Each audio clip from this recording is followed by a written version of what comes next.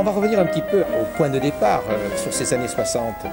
Il me semble que à ce moment-là, l'engouement des jeunes pour l'espace, pour la construction de fusées, pour vous, ça a compté. Vous étiez de ceux-là. Vous nous racontez un petit peu cela. Un beau jour, dans mon cours de physique, en 62, je n'ai eu marre de parler de la machine à vapeur. Ah. J'ai récupéré les notices de la NASA.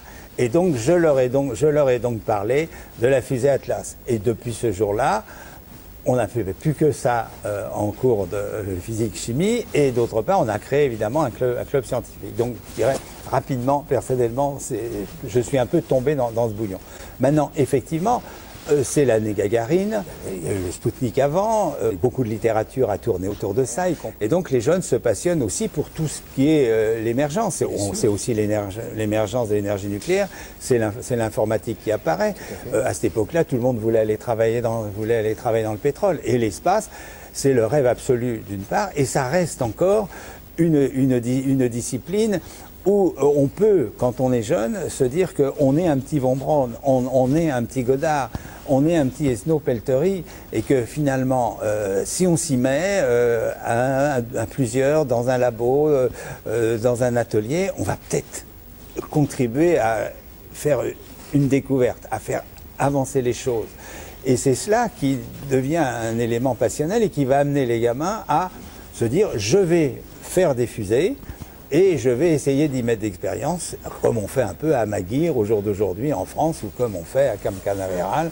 Donc, en effet, ça va être un élément de mobilisation très forte pour mettre en place des clubs qui se donnent des perspectives de participer à la connaissance scientifique. Et pas mal de ces jeunes-là se sont retrouvés effectivement dans cette mouvance, le CNES, et sont devenus ingénieurs et ont même eu des responsabilités importantes dans le développement spatial de la France et de l'Europe.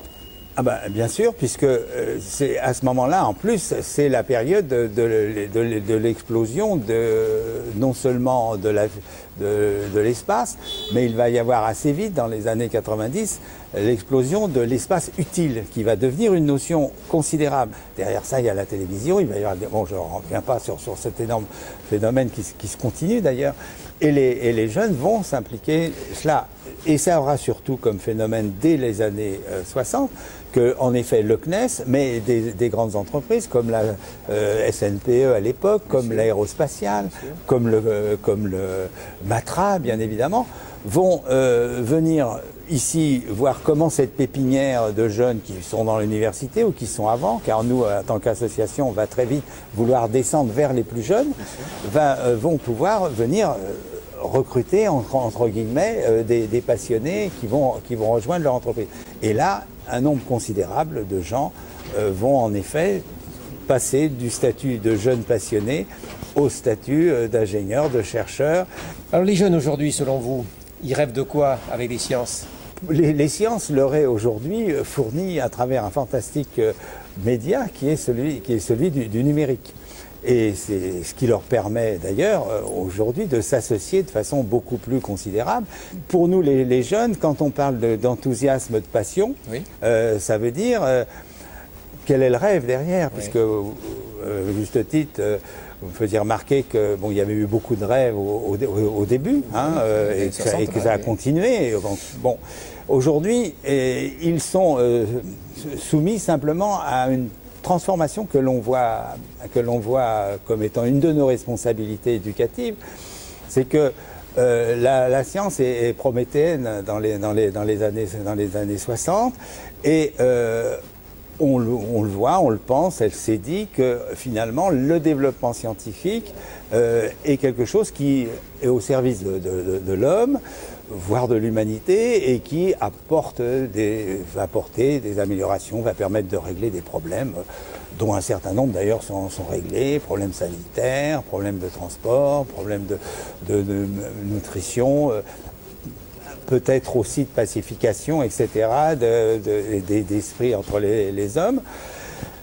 Et donc les sciences, c'est bon, c'est bien, on y va, et ça se corrigera.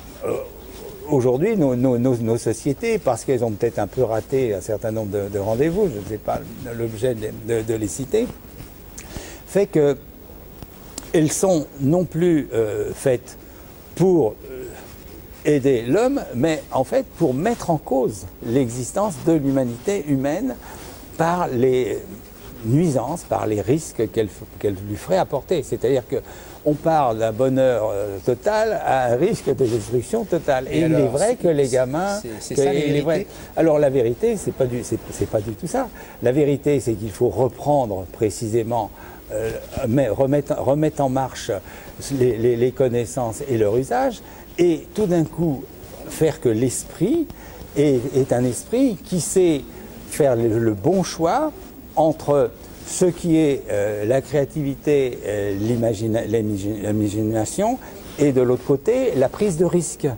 Et qu'en conséquence, en effet, il y a en permanence un équilibre à trouver dans mon action individuelle et surtout collective de ce choix entre je continue à imaginer, à rêver, à innover, et d'autre part, le principe de précaution n'est pas un boulet qui me pèse et qui va m'empêcher et qui va me faire craindre le pire, mais va être précisément le bon petit Gémini qui va en permanence venir m'aider à prendre le bon conseil au bon moment pour que les choses se passe le mieux possible. Il y aura bien évidemment des difficultés et des bavures, mais c'est précisément un immense espoir que la responsabilité individuelle puisse cheminer entre la voie de la réussite, la voie de l'innovation, et la voie de la sécurité et de la conservation.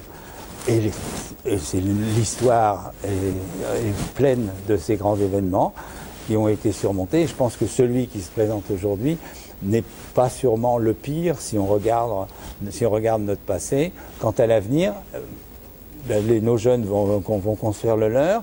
Je crois énormément aujourd'hui que notre travail, nous, d'éducation, de mise en œuvre des jeunes, c'est précisément aujourd'hui vers la catégorie, je dirais, des 10-15 ans que nous devons œuvrer, car eux, ils ont vécu non pas l'arrivée du numérique, ils sont nés avec le numérique et ça change déjà tout et on le voit très bien dans les usages qu'ils en font, que ceux-ci sont devenus un élément de valorisation de leur vie personnelle et collective, avec de toute façon de temps en temps sans doute quelques dérives un petit peu autistiques, mais ça fait partie de la règle du jeu, ça fait partie des choses à corriger.